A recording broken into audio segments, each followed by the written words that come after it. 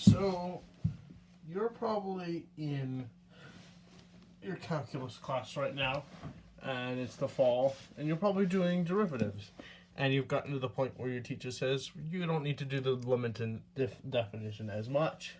You know, the derivative of something, we use Lagrange's notation for this purpose, is equal to the limit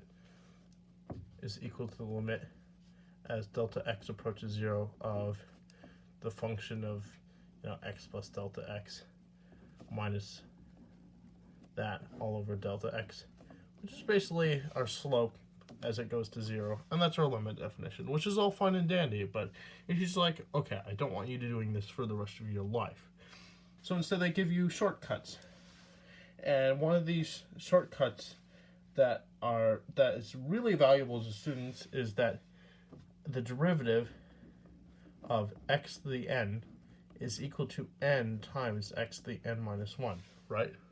And some teachers, I know mine does, and says it's called the power rule. They tell you it, but they don't really explain why this is equal to this. And what we're going to do in this video is show you why. So some basic principles that you need to know before going into this is 1, Pascal's triangle. And I'll be using this in the video, but if you want a more detailed video, there's a video of number file, and that's really good at explaining it, so click right there.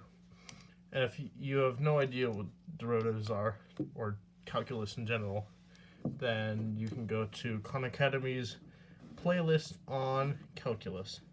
So calculus, like that, and you just click on them. Specifically from this, you'll need to know what is a limit and what is a derivative. But I'm assuming most of you clicked on this because you're like, well, why does that equal that? You're probably AP Calc students, and you'll probably already know these things. All right, let's move on to the proof. Like so. So first, we're going to use our limit definition to determine this, because you can't use the power rule to prove the power rule. That would just be dumb. So we're going to say the derivative d over dx of x to the n is going to be equal to the limit as delta x approaches 0 of, this is where we get hairy, x plus delta x to the n minus x to the n all over delta x. That follows our limit definition, right? And then there's some key things you need to know. Usually if you have like a squared here, a squared there, or like a cubed or a quadratic, usually you just you go ahead and you say, okay, let's distribute now. So let's distribute. And that's all fine and dandy. But then you get to x to the n. Well, how the heck am I going to distribute that? Because there could be an infinite number of terms, really.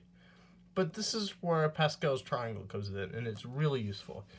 So Pascal's triangle, I'm going to write this out here, is you have 1 here, and you just keep adding 1s to the side. So let me just move this to the right, that way we don't run out of room. So we just add a 1 here, that becomes 2, we add a 1 here, we add a 1 here, 2 plus 1 is 3, 3, 1, 4, 6, 4, 1, 1, 5, 10, 10, 5, 1, etc. And it just keeps going infinitely, right?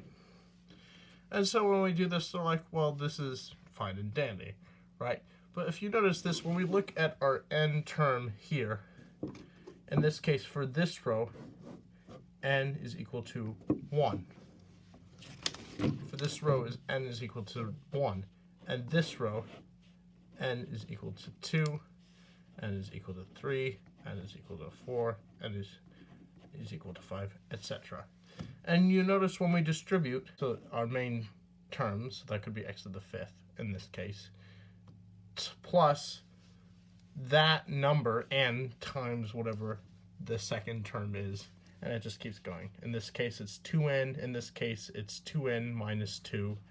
In this case, it's just n, and then we go back to n because we're running out of terms, because you gain terms as you go down in Pascal's triangle.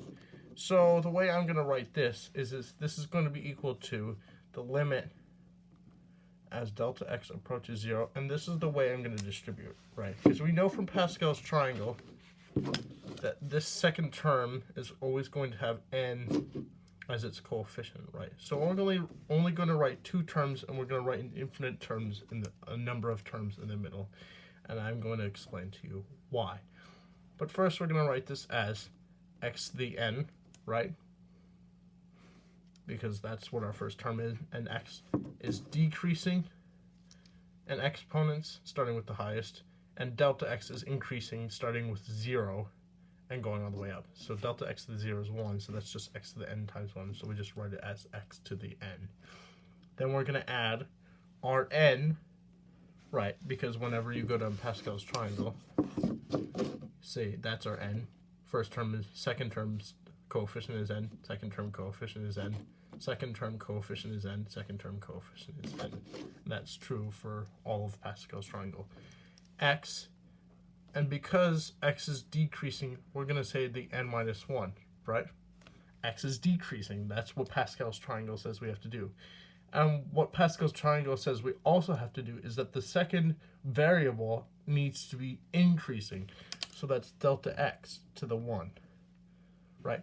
And then we get an infinite number of terms in the middle where delta x is infinitely increasing to n, and x is infinitely decreasing to the power of 0.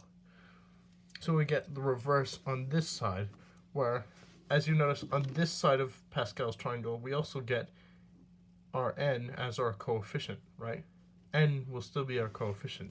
So it can still, it's equal to this plus, and in this case it's x to the 1, because it's decreasing all the way to 0 in terms of the power, times delta x to the n minus 1, because it's increasing all the way to n, plus delta x to the n. And of course we have to subtract our x to the n. That's all over delta x. Fantastic. So we've successfully distributed it with an infinite number of terms in here, but you know what, that's fine. And we've used Pascal's triangle to do so. Hopefully that makes sense so far. So what we're going to do now is we're going to subtract our x to the n on this side and our x to the n on this side. So this is going to be equal to the limit as delta x approaches 0 of nx to the n minus 1 times delta x plus an infinite number of terms plus nx to the delta x n minus 1 plus delta x to the n all over delta x. Then we're going to divide by delta x. So when we just divide, we just subtract the exponent by 1. So whatever these infinite number of terms in the center are going to be, they're just going to be subtracted by 1. So if it's negative 1, it still becomes negative 2, negative 3, negative 4, etc. It really doesn't matter. So just keep in mind that when we divide all these terms in the middle, because of the way Pascal's triangle works over here, says that delta x is in those terms, which is why we can divide by delta x. So this is going to be equal to the limit as delta x approaches 0 of nx to the n minus 1. 1 minus 1 is 0, so we don't have to write that, plus an infinite number of terms plus n times x to the delta x n minus 2 plus delta x to the n minus 1. Now this is where our concepts get really important. So if we know that there's a delta x in every single one of these infinite amount of terms in here, then we can say that when we go to 0, each of those terms are being multiplied by 0. And there's an infinite number of zeros, but infinity times 0 is still 0.